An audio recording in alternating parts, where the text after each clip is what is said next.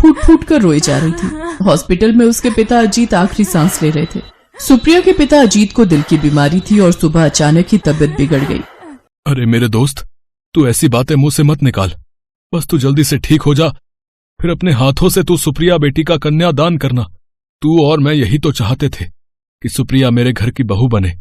अजीत, अजीत मेरे दोस्त, डॉक्टर जल्दी आइए। पापा, पापा आप कुछ बोलते क्यों नहीं? पापा, पापा। अजीत ने दुनिया को अलविदा कह दिया और बेटी सुप्रिया की जिम्मेदारी मोहनलाल पर आ गई। बचपन में जब सुप्रिया और मोहनलाल का बेटा सूरज छोटे थे तभी ये रिश्ता तय हो गया था। मोहनलाल अपने दोस्त अजीत के अंतिम संस्कार के बाद सुप्रिया को घर ले आता है और शादी की बात कहता है। माँ, उसकी शक्ल तो देखो, कितनी काली है। मैं उससे शादी नहीं कर सकता। देख सूरज बेटा, अगर तूने इस शादी के लिए मना किया तो तेरे पापा को तो तू जानता है, तुझे अभी के अभी इस घर से निकाल देंगे और एक फूटी कौड़ी भी तेरे हाथ में नहीं देंगे। माँ ठीक कह रही है भैया, आप पापा का गुस्सा तो जानते हो, वो गुस्से में कुछ भी कर सकते हैं। तेरे पापा को मैं जानती हूँ, गुस्से में आकर ये उस काली कलूटी के नाम सारी जायदाद कर बैठे तो मलते रहेंगे हम हाथ फिर। तो फिर मैं क्या करूं माँ? तभी सूरज का मामा अजगर सिंह आ जाता है। अरे भांजे, करना क्या है? उस काली लड़की से शादी करनी है, बाकी तेरा मामा तुझे सब समझा देगा। मामा मतलब तुम भी यही चाहते हो कि मैं उस काली लड़की को अपनी पत्नी बना लूं? तुमने उसका चेहरा देखा है? हाँ, मैं उसी से तो मिलकर आ रहा हूँ। हॉल में जीजा जी के साथ बैठी है। अरे भांजे, तू शादी के लिए हाँ कह दे, उसी में तेरा फायदा है, वरना न घर के रहोगे न घाट के। हाँ, न जाने अजगर सिंह के दिमाग में क्या साजिश चल रही थी कि वो सूरज को इस शादी के लिए जोर दे रहा था। सूरज और सुप्रिया की शादी हो जाती है। सूरज बेटा, जाने की सारी तैयारियां हो गई? हाँ माँ, सब तैयारी हो गई है। माँ जी, हम कुछ दिन बाद चले जाते, अभी तो आप सबके साथ कुछ दिन रुके भी नहीं, आप सबको जानने का मौका भी नहीं मिला।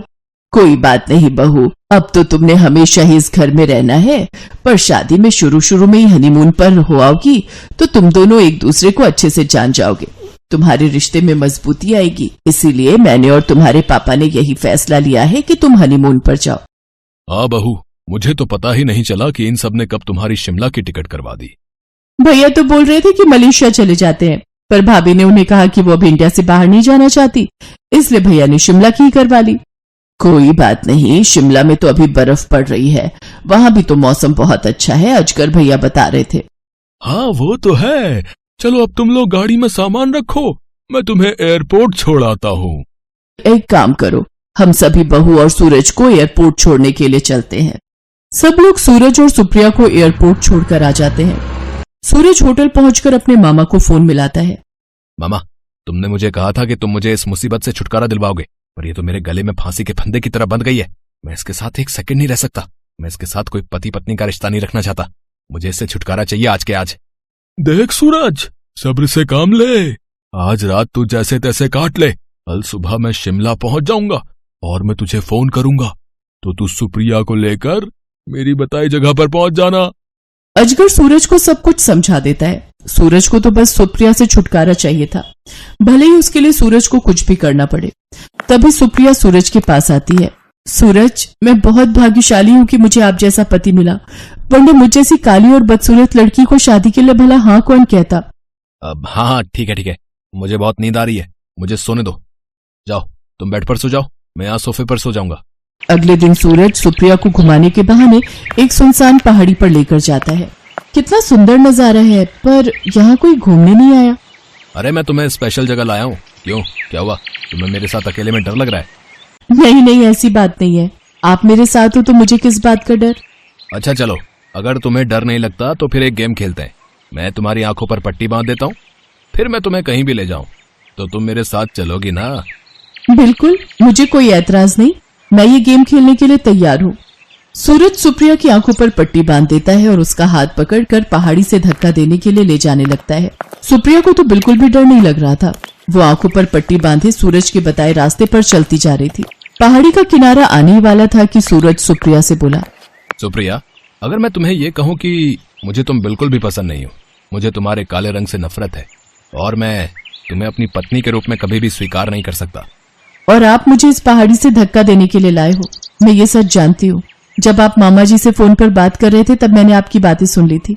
सुनिए, यहाँ कोई भी नहीं है, किसी को भी पता नहीं चलेगा कि मेरी आंखों पर पट्टी बंधी है। आपके पास ये अच्छा मौका है, आप मुझे पहाड़ी से धक्का देकर हमेशा के लिए छुटकारा पा सकते हो।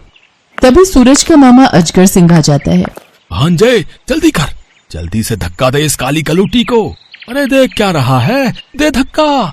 अरे बर्फ तो पहाड़ों पर जमी है, तेरे ऊपर थोड़ी, जो तू बर्फ की तरह जमा खड़ा है। मैं ही इसे धक्का देता हूँ, तुझसे नहीं होगा, हट हट। अजगर सिंह जैसे ही सुप्रिया को धक्का देने लगता है, उसका पैर फिसल जाता है। सुप्रिया चिल्लाने लगती है, सूरज, मामा जी को बचाओ। मामा जी आप घबराओ नहीं, मेरा हाथ मत छोड़ना। सूरज, आप मामा जी का हाथ पकड़कर रखना, मैं देखती हूँ यहाँ कहीं आसपास कोई मदद मिल जाए। सुप्रिया भागती हुई जाती है। सूरज अजगर सिंह को बचा लेता है। सूरज बेटा, हमसे बहुत बड़ी गलती हो गई। हमने हीरे जैसी बहू के साथ कितना गलत किया बेटा। आई एम सॉरी सुप्रिया, मुझे माफ कर दो, मुझसे गलती हो गई। सूरज की आंखों में पश्चाताप के आंसू थे। वापस लौटने पर सारी बात सुप्रिया की सास और ननद को पता चलती है। वो भी अपने व्यवहार के लिए बहुत शर्मिंदा थी। उस दिन के बाद सुप्रिया को अपने ससुराल में बहुत प्यार मिला। अब उससे कोई भी नफरत नहीं करता था। ये देखकर मोहनलाल की सारी चिंता दूर हो गई, क्योंकि उन्हें खुशी थी कि उन्होंने जो अपने दोस्त से वादा किया था वो आज पूरा हो गया था।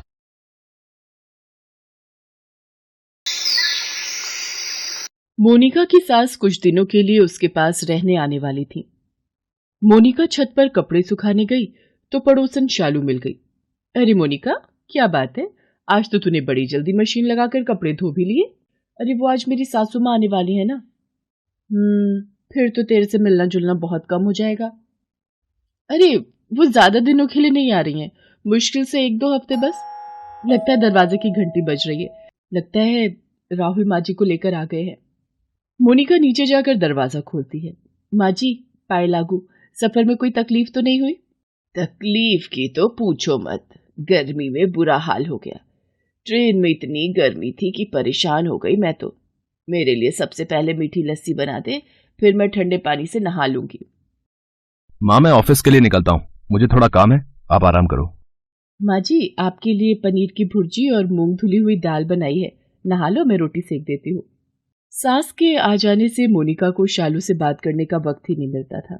ऐसे ही एक दिन, मोनिका बहू कहाँ है, कितनी देर से आवाज लगा रही हूँ। ये दरवाजे पर खड़ी किससे बातें कर रही है? ठीक से सुनाई नहीं आ रहा। एक तो उम्र के साथ मेरे कान कमजोर हो गए हैं, कुछ सुनाई नहीं आता। अरे माँ जी, आपको कुछ चाहिए था? मैं मेरी पड़ोसन शालू से बात कर रही थी। वो मुझे लहसुन का अचार डालना बता रही थी। उसने कल ही डाला है। आपको लहसुन का अचार पसंद है ना, इसलिए मैं आपके लिए भी डाल दूंगी। ठीक है, मैं मंदिर होकर आती हूँ। झूठ बोल रही है, मेरी बुराई कर रही होगी और बोल रही है लहसुन का अचार डालने की रेसिपी सीख रही थी। मोनिका की सास मंदिर चली जाती है। उसके मन में एक ही बात चल रही थी कि काश वो शालू और मोनिका के बीच चल रही बातों को सुन लेती। कुछ दान दक्षिणा दे जाओ साधु को, तुम्हारा कल्याण होगा। क्या कल्याण होगा बाबा, मैं तो अलग ही दुविधा में हूँ। मैं तुम्हारे मन की व्यथा को जानता हूँ और उसका हल मेरे पास है। क्या? आप कैसे जानते हो कि मैं क्या सोच रही हूँ? तुम यही सोच रही हो ना कि तुम्हारी बहू तुम्हारे बारे में क्या सोचती है। हाँ साधु महाराज, आपने बिल्कुल सही पहचाना। मेरी बहू मेरी पीठ पीछे क्या बातें करती है ये मैं नहीं जान पाती। इसके लिए मैं तुम्हारी मदद कर सकता हूँ।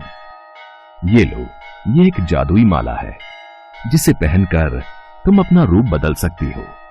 तुम जैसा रूप चाहोगी वैसा रूप हो जाएगा, लेकिन ध्यान रखना इस माला के बारे में किसी को पता नहीं चलना चाहिए, नहीं तो इस माला का जादू खत्म हो जाएगा। ठीक है साधु बाबा, मैं इस बात का ध्यान रखूंगी। आपने तो मेरी बहुत बड़ी परेशानी हल कर दी। अब मैं अपनी बहू के बारे में सब कुछ जान सकती हूँ। मोनिका की सास साधु बाबा के रूप बदलने की माला लेकर घर आ जाती है।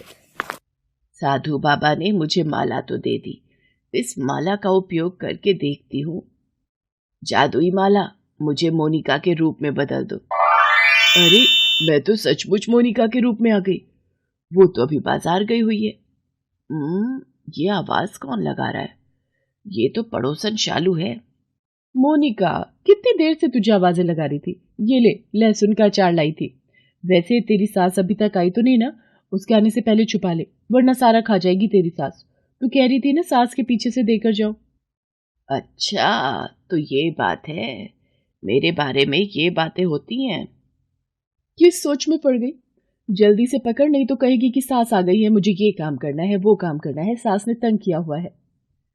शालू मोनिका बनी सास को सारी बात बताकर चली जाती है, पर मोनिका की सास के मन में और भी बातें जानने की इच्छा थी।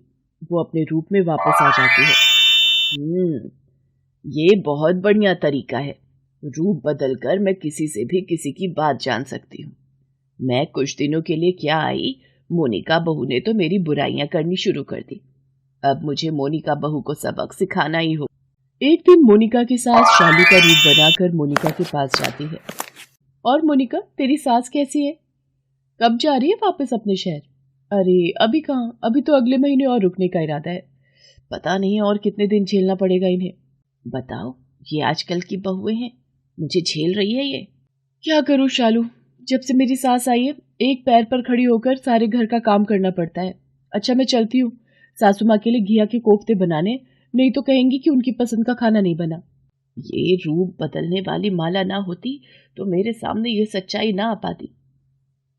मोनिका की सास ऐसे ही कभी मोनिका और कभी शालू का रूप बदलकर मोनिका के मन की बात जान लेती थी। पर एक दिन, अरे आंटी जी, आज आप कपड़े सुखा रहे हो? मोनिका नहीं है क्या? अक्सर वही कपड़े धोकर सुखाने आती है, आज आप आए हो। हाँ, वो राहुल के साथ बाजार गई है, उसे थोड़ा काम था इसलिए। पता है आंटी जी, आपको इस उम्र में काम करता हुआ देखकर मुझे अपनी मम्मी की याद आ जाती है। वो भी बिल्कुल आपकी तरह है, सारा दिन घर का काम करती है। वैसे मोनिका आपके बारे में जितना गलत बोलती है ना, आपको देखकर बिल्कुल भी नहीं लगता कि आप वैसे हो। वो तो आपकी मेरे से कितनी बुराइयां करती है कि कभी कभी तो मुझे गुस्सा आ जाता है कि वो आप जैसी देवी समान सास के लिए इतना गलत कैसे बोल जाती है। इसका मतलब इस शालू की आदत है इधर की उधर चुगली करना। मुझे इससे सावधान रहना होगा और मोनिका बहू को भी इसके लिए सावधान करना होगा। बहू को बिगाड़ने की असली जड़ यही है। मुझे मोनिका के सामने इस शालू की सच्चाई लानी ही होगी, नहीं तो ये हमारे घर को खराब कर देगी।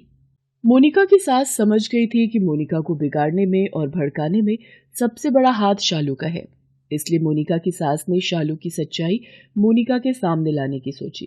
और एक दोपहर जब मोनिका घर के काम कर रही थी तो मोनिका की सास ने शालू का रूप लेकर उससे बात करनी शुरू कर दी। अरे शालू, तू कब आई? दरवाजे से तो आते तुझे देखा नहीं। अरे तेरी सास से छुपते छुपाते आई हूँ। वो आजकल मुझ पर बहुत नजर रखने लगी है, शायद उन्हें मेरा तुझसे बात करना अच्छा नहीं लगता। मैं तो कहती हूँ कल की गाड़ी से ही अपनी सास को वापस भेज दे। कैसी हालत हो गई है तेरी, कितना काम करना पड़ता है तुझे उनका। शालू खबरदार, बहुत हो गया। मेरी सासू माँ जैसी भी है वो मेरी माँ समान है। ये बात ठीक है कि उनके आने से मेरा काम बढ़ गया है, पर अगर यही मेरी अपनी माँ होती तो क्या मैं उनके लिए काम नहीं करती? क्या तुम अपनी माँ के लिए काम नहीं करोगी? पर तू तो खुद ही तो कह रही थी कि उनके आने से बिजली का बिल ज्यादा आने लगा है, घर खर्च भी बढ़ गया है, तो फिर वो सब क्या था? मैंने गुस्से में बोल दिया था। पर तुझे पता है शालू, कल मेरा जन्मदिन है। मुझे राहुल ने पहले ही बता दिया। इस बार मेरे जन्मदिन पर मेरी सास मुझे सोने का हार गिफ्ट में दे रही है। अब बता वो कितनी अच्छी है, और मैं उनके बारे में इतना गलत सोचती थी। उन्होंने तो मेरे लिए काम वाली से भी बात कर ली है। वो राहुल से बोल रही थी कि जब वो यहाँ से जाएंगी तो एक काम वाली लगा कर दे देंगी जिससे मुझे सहायता मिले। मैं तो बहुत भाग्यशाली हूँ कि मुझे माँ जी जैसी सास मिली। मोनिका की ऐसी भावुक बातों को सुनकर मोनिका की सास अपने आप को रोक नहीं पाती है और वो माला को उतार देती है। माला के उतरने से मोनिका की सास वापस अपने रूप में आ जाती है। माँ जी, आप तो फिर अब शालू कहाँ गई? ये सब क्या है? मोनिका बहू, मैं तुम्हें सारी सच्चाई बताती हूँ, तुम्हें घबराने की कोई जरूरत नहीं है। मोनिका की सास उसे अपने रूप बदलने की सारी सच्चाई बताती है। माँ जी, मुझे माफ कर दीजिए, मैंने जाने अनजाने आपके बारे में शालू से गलत कहा, मुझसे भूल हुई। मोनिका, मैं जानती हूँ तुम खुद गलत नहीं हो, शालू ने ही तुम्हें हमेशा भड़काया है। वो तुम्हारी बुराई मेरे से करती है, मेरी बुराई तुम्हारे से, उसका यही काम है। इसलिए मैं शालू की सच्चाई तुम्हारे सामने लाना चाहती थी। तुम्हें तो पता भी नहीं था कि शालू के रूप में मैं तुमसे बात कर रही हूँ, पर तुमने मुझे मान सम्मान दिया, ये जानकर मेरा दिल भर आया। माँ जी, पर अब इस रूप बदलने की सच्चाई का मुझे पता चल गया है। अब तो इस माला का जादू खत्म हो गया होगा। अच्छी बात है मोनिका बहू, माला का जादू खत्म हो गया, पर एक फायदा तो जरूर हुआ। आज मैं ये जान गई कि तुम मुझे बहुत प्यार करती हो। आप भी तो मुझे बहुत प्यार करते हो माँ जी। मोनिका अपनी सास के गले लग जाती है। अब उसने शालू से इधर उधर की बातें करना बंद कर दिया था। उसे समझ आ गया था कि यदि हम किसी से किसी की बुराई करते हैं तो कुछ देर बाद वही व्यक्ति हमारी बुराई दूसरों से करने लगता है। मोनिका की सास उसे जन्मदिन पर गिफ्ट में सोने का हार देती है, जिसे पहनकर मोनिका बहुत खुश होती है। कुछ दिनों बाद उसकी सास खुशी खुशी अपने घर वापस लौट जाती है।